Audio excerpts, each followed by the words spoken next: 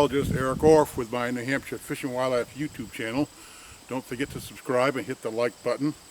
This week's Nature Notes. Here it is. Well, mid-August 2020. What's happening for Nature Notes? We're in a drought. We are in a very bad drought and have been for much of this year. The drought, I think, actually started in May. April seemed like it was kind of cold and cloudy, but not that much rain.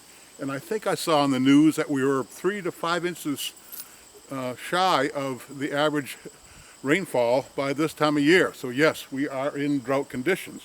So look at this brook that's near my house. Has me worried. I have lived here for 41 years and seldom have I seen this brook look like this. There is not one drop of water running in this brook. I have caught trout here many times in the last 41 years I've lived here, and this brook has been nearby. I am worried that the trout cannot survive like this. Trout die when the water temperature is above 72. There was no water flowing into that pool. That pool is about 3 feet deep. It's got to be warming up. It's probably fatal to our native brook trout. So look at that, not a drop of water. It's got to be bad for the insects that live in this stream. And is this a unique occurrence? No. I would say in 3 out of the last 5 years, this brook has done this. As I said, I've lived here for 41 years and actually knew this land, this part of Epsom, because I lived nearby in Allenstown for nearly a decade before I moved here in 1979. So beginning in the early 1970s, I began exploring Allenstown and Epsom, knew these areas, and so here is the effects of our changing climate. Climate change, global warming, whatever you want to call it. Here it is. How can you not see this? And it's not like this happens once every 10 years. It's happened probably 3 out of the last 5 years that our brook trout has been stressed. So anybody that's a trout fisherman in central and southern New Hampshire, leave the trout alone. They are stressed. They are dying. No sense going out and checking and catching our native brook trout now, because there's probably few left and they are very stressed. So leave the trout alone in central and southern New Hampshire, where there is not substantial flowing water, which is probably going to be hard to find. I'm very worried.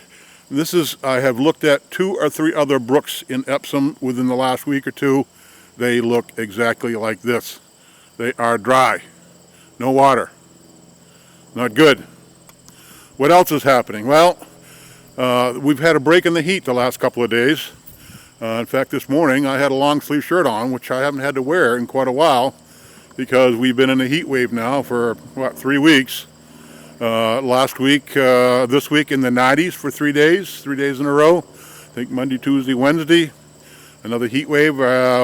We were at 16 days of above 90s before this last heat wave, of at least 3, maybe 4 days over 90 in central New Hampshire. So we are closing in on 20 days of above 90 temperatures in central New Hampshire, when typically we have 12 entirely for the summer.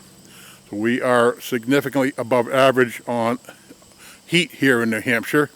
It's certainly impacting growing things. I'd be willing to bet within another week or 10 days we're going to see trees, red maples being stressed, turning early this year. So some of our vegetation is going to change color earlier, although I don't see any here right now. Let's take a look at the brook on this side of the road and take a look down here. You know, having my kids grow up here and living here for 41 years, we have so enjoyed this brook. Walked here multiple times a week, day and night. Had wonderful times here, summer and winters. Here's a pool here. Let's see if I can see any fish down there. I do not see a single fish swimming here, when normally most years in the past, if you look down here, I do see some something moving in the water. I'm guessing it's probably fish because I can see some ripples. Don't know.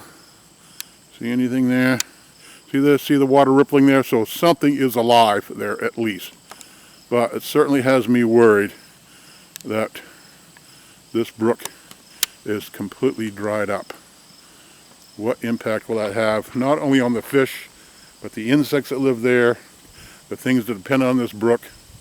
Tough year for our wild native brook trout and other species. There used to be a huge run of common white suckers up this brook in the spring. Have not seen that in several years. Don't know why. There used to be a beaver pond down below that went out maybe a decade or more ago. But this brook flows into the Suncrook River. There again, the Suncrook River, you can walk across it almost anywhere. It is bone dry. So we are in a drought. It is no doubt having impact on our fish and wildlife. I have been seeing turkeys lately and wondering how this might affect the nut crop like oaks and beeches. We'll find that out in a week or two from Andy Timmons, the New Hampshire black bear biologist who also keeps track of what's called the MAST survey each year, the survey of nuts and berries across New Hampshire. So I'll be bringing that to you as well. So yeah, the drought is on. Things